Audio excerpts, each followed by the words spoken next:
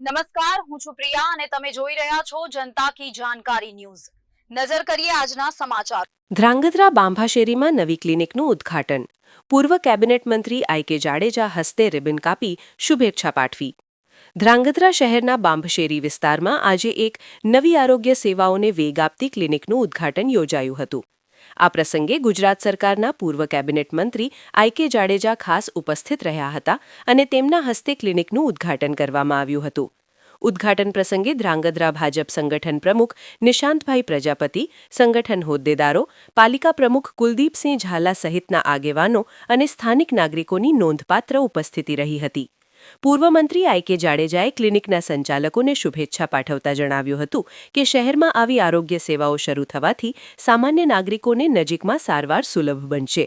પ્રસંગ દરમિયાન મહેમાનો દ્વારા ક્લિનિકની સુવિધાઓનું નિરીક્ષણ કરવામાં આવ્યું હતું। ક્લિનિક શરૂ થવાથી બાંભશેરી વિસ્તાર સહિત આસપાસના નાગરિકોને પ્રાથમિક અને નિયમિત સારવાર માટે વધુ સુવિધા મળશે એવી અપેક્ષા વ્યક્ત કરવામાં આવી હતી। રિપોર્ટ હિતેશ રાજપરા સાથે જયેશકુમાર ઝાલા, ધ્રાંગધ્રા।